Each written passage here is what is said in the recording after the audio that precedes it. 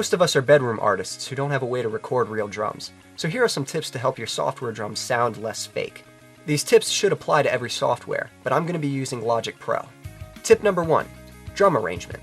If your drums are playing impossible beats, or just looping the same beat over and over again, the listener's going to notice that. So if your software allows you to create beats, make sure you're doing what a real drummer would do. It helps if you actually know how to play drums. To keep your drums from sounding too loopy, make sure there's some variety in there. A simple pattern I like to follow is the A-B-A-C pattern. For the first measure, hit the cymbal and play the beat. For the second measure, continue playing the beat without the cymbal at the beginning, but add a little accent at the end, like something on the hi-hat or a shuffle on the snare. The third measure is the same as the first, but without the cymbal at the beginning.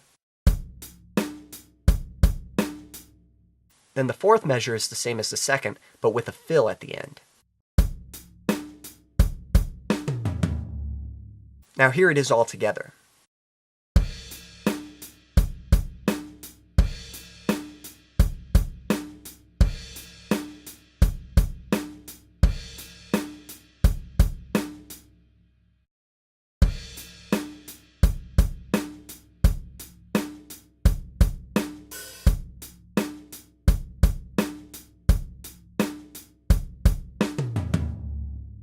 Now obviously this isn't a set rule, but it's a good starting point if you're just learning how to arrange things. Another thing you want to do is have your drums sync up with distinctive moments in your song.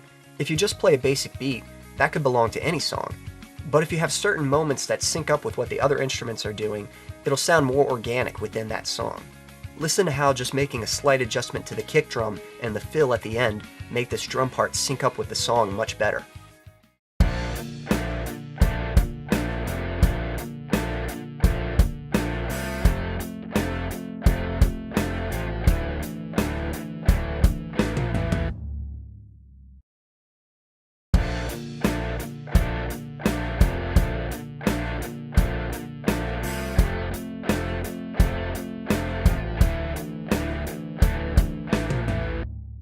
While the first drum part might have been playing on beat, it wasn't really playing with the other instruments, it was just keeping the time. By making a few subtle adjustments, you can make that drum part feel like it actually belongs to the song. Here's a more obvious example.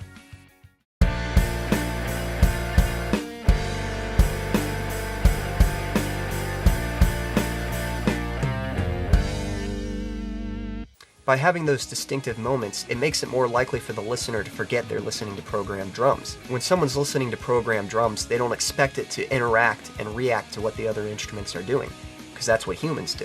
Drum arrangement can also be really good for the dynamics of the song.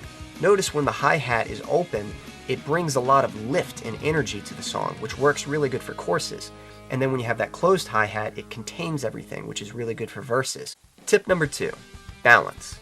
For some reason in Logic Pro, the drum set I use always has the hi-hat way too loud, which makes it distracting and fake sounding. You want all the parts of your kit to be well balanced, so nothing's jumping out at the listener. One thing that's helpful with this is to separate your drum kit into different tracks, which is what you would do with real drums anyway, because you would have different mics on the different sections of the drums. Make a track for each part of the kit, then copy and paste your drum part onto that track. To get rid of all the extra parts, make sure the whole track is highlighted. Then select the note that represents that part of the drum kit. That'll highlight all the MIDI notes. Then just hit delete. It's a little tedious, but once you do this, you'll have more control over your drum kit. You can adjust your volume so everything's well balanced. You can pan your drum parts however you'd like to. And you can also EQ the individual tracks instead of EQing the drum set as a whole. Although I do like to send all my tracks to a bus so I can do some processing that affects the whole drum kit. Now that you can EQ the parts individually, you can search for fake sounding frequencies and turn them down, and look for more realistic sounding frequencies and turn them up.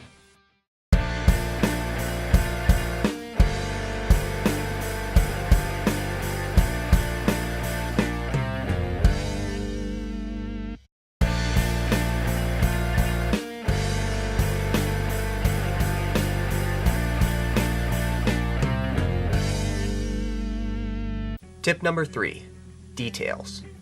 The main reason software drums sound fake is because they're too perfect. They don't have that human touch. So to mimic this, we're going to adjust the velocity. Now be careful, sometimes velocity just changes the volume. We don't just want to change the volume, but the tone as well. There's a difference between loud and quiet and hard and soft. See, if the snare sounds like it's being hit hard, then it needs to be presented at a volume that's believable. Just because you turn it down doesn't make it sound soft. It just sounds like it's being hit really hard but turned down quiet. Logic Pro automatically changes the tone depending on where the velocity is set. But a way you could cheat this is just by using a different sounding sample. You could find a snare sample that sounds softer and use that for the quieter parts.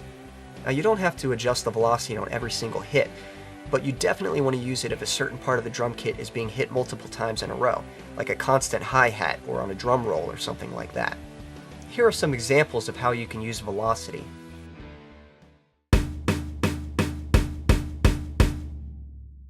With each hit sounding exactly the same, it sounds very fake. If we want this to build up, we can use velocity to do that, by making the first notes softer and gradually getting harder.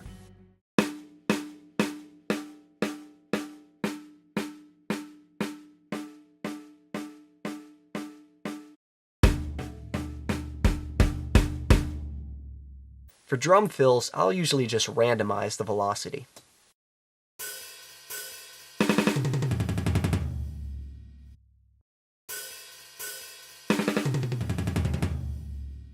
Along with velocity, you'll want to adjust the dynamics of your song. Make sure your drums are holding back a little bit during the verses, and then hitting harder during the choruses. Then finally, you want to randomize all the MIDI notes. This just moves all the notes a little bit off beat so they're not so perfect. You'll have to look up how to do it in your specific DAW, but here's how you do it in Logic Pro. You're going to double click on the track. Make sure you have all the notes highlighted. Click on Functions, and go to Transform, and then Humanize. Now here you can adjust the velocity, the length, and the position of the note. You probably already have the velocity and the length the way you want it to be, so just set those to 0. What we want to adjust is the position. 10 clicks is a pretty good number, so I usually just use that. From there, just click Select and Operate.